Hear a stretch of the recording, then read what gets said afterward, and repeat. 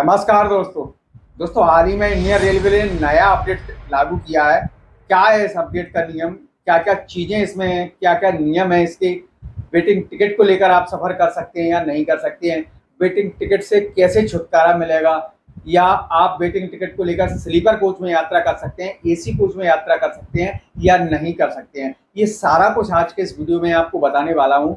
अगर आप ट्रेन से यात्रा करते हैं तो ये वीडियो आपके लिए बेहद ही ज़्यादा ज़रूरी है। क्यों कि इन समस्याओं से अगर आप बचना चाहते हो, सारी चीज़ों की आपको प्रॉपर नॉलेज होना बहुत ज़्यादा ज़रूरी है। चलिए दोस्तों, वीडियो को स्टार्ट करते हैं। अच्छा लगे तो वीडियो को लाइक करना, चैनल पर नए हो तो सब्सक्राइब कर लेना, ताकि मैं इस तरीके की और भी वीडियो आपके लिए लाता रहूँगा और आपको हर वीडियो की नोटिफिकेशन मिलती रहेगी। चलिए शुरू करते हैं। तो दोस्तों, सबसे पहले बात करते हैं कि क्या है ये इंडियन रेलवे का नया अपडेट, क्या है या वेटिंग टिकट को लेकर क्या नए नए नियम चालू हुए हैं, इन चीज़ों पर बात करते हैं। तो सबसे पहले हम बात करते हैं कि वेटिंग टिकट को लेकर नया अपडेट क्या है। तो दोस्तों, वेटिंग टिकट को लेकर नया अपडेट ये है कि पहले जब हम लोगों के पास वेटिंग टिकट हुआ करता था, तो हमारा अगर सीट कंफर्म नहीं होती है तो कोई दिक्कत नहीं। जब हम काउंटर पर टिकट लेने जाते थे या ऑनलाइन टिकट बुक करते थे, तो हमें अगर वेटिंग टिकट मिलता था तो हम इंतजार करते थे जिस दिन हमको सफ़र करना है उस दिन का।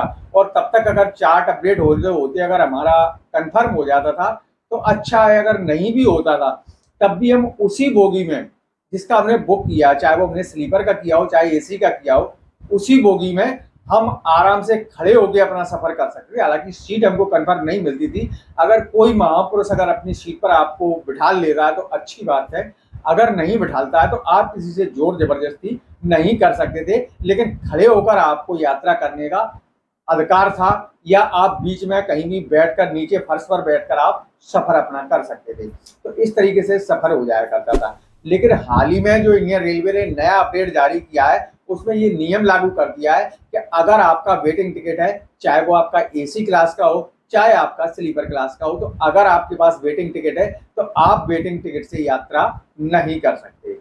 आगे की जानकारी के लिए बता दूं, अगर आपका टिकट कंफर्म नहीं हो पाता और आपका टिकट वेटिंग का वेटिंग ही रहता है, तो आपको या तो जनरल बोगी में जाना पड़ेगा, आप जनरल डिब्बे में सफ़र कर सकते हो, या आपको अपना टिकट कैंसिल करवा लेना है।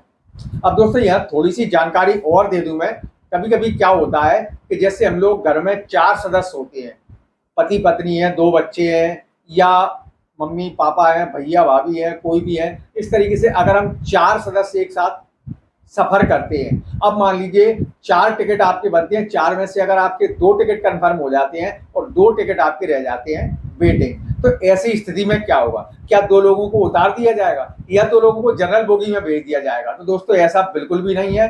हाल ही में इस चीज़ पर संशोधन किया गया है। हालांकि ये नियम था, लेकिन इसमें हाल ही में अभी संशोधन किया गया है कि अगर आप एक ही पीएनआर नंबर पर 4 लोगों के टिकट बनवाते हो। देखिए, जैसे हम लोग टिकट जब बनवाने जाते हैं तो उस टाइम हमको एक फॉर्म भरना होता है। आप ज़्यादा से ज़्यादा उस फॉर्म में 6 लोगों के नाम दे सकते हैं। तो अगर आपने उस फॉर्म में 6 लोगों के नाम दिए हैं, तो उसमें से अगर आपके मान के चलिए 3 टिकट या 2 टिकट आपके कंफर्म हो जाते हैं, बाकी 2 टिकट आपके कंफर्म नहीं होते हैं, वेटिंग ही रहते हैं, तो ऐसी स्थिति में आपके जो बाकी सदस्य हैं जिनका टिकट वेटिंग है, वो अपने सदस्यों के साथ जिनका कंफर्म सीट हो गई है उसमें साथ में बैठ के वो सफ़र कर सकते हैं। वो आराम से जो है, कभी किसी को बैठ के कभी किसी को लेट के, तो इस तरीके से जो है एडजस्ट करके आपको सफ़र करने का अधिकार मिलता है। ये इंडियन रेलवे का अपडेट है।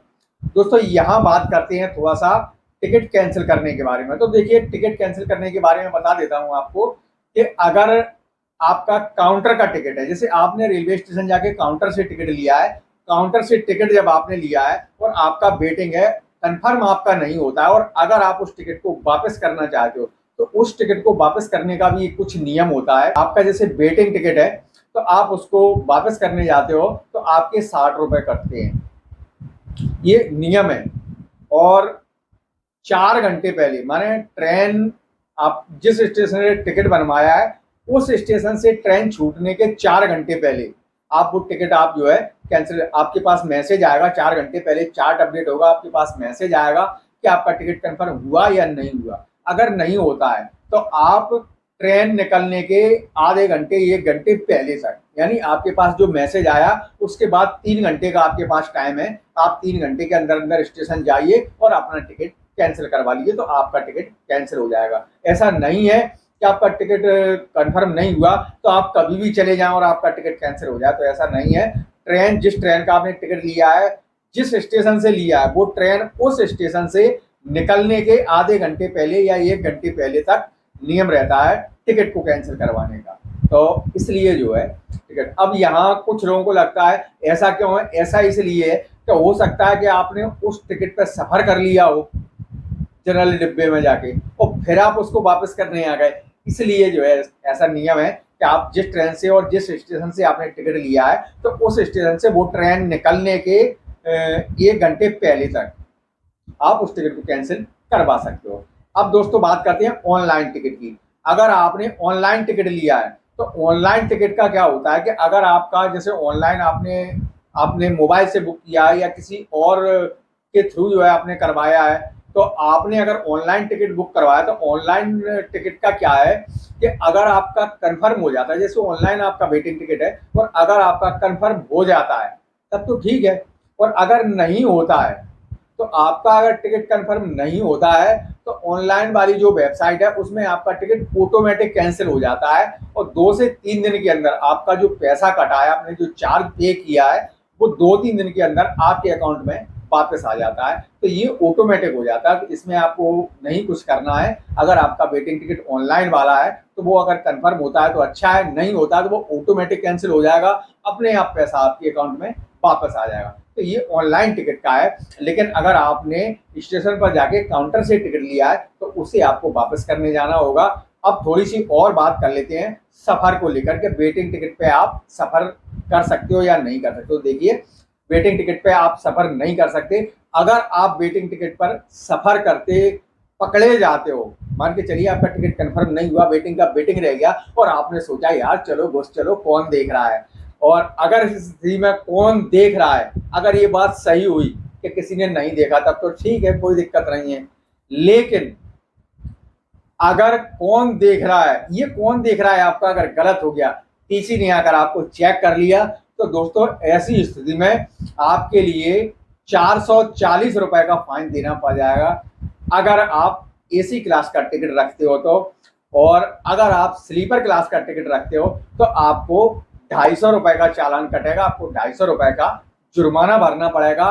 और इसके साथ ही जिस स्टेशन से आपका टिकट बना है और अभी जहां आप हो उसके अगले स्टेशन पर जहां आपको उतारा जाएगा या आपको जनरल डिब्बे में भेजा जाएगा, उस स्टेशन तक का किराया भी आपको देना पड़ जाएगा। जहां से आपका टिकट है और जहां आपको अगले स्टेशन पे आपको उतारा जाएगा वहां तक आपसे टिकट का चार्ज लिया जाएगा और 250 रुपए आपसे पेनल्टी ली जाएगी, यानी कि 250 रुपए आपसे जुर्माना लिया जाएगा। ये स्लीपर क्लास में है। और अगर आप एसी क्लास में जाते हो, एसी क्लास का वेटिंग टिकट लेके आप यात्रा कर रहे हो, तो आपको 440 रुपए का जुर्माना भरना पड़ेगा। तो दोस्तों ये कुछ नियम थे जो हाल ही में इंडियन रेलवे के नए अपडेट में जो लागू किए गए हैं।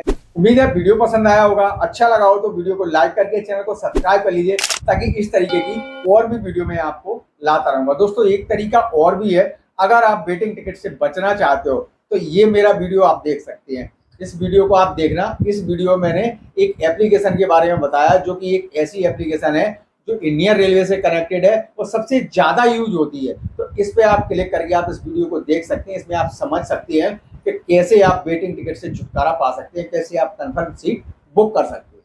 चलिए दोस्तों मिलते हैं नेक्स्ट वीडियो में, तब तक के लिए थैंक यू। खुश रहिए, मस्त रहिए, व्यस्त रहिए।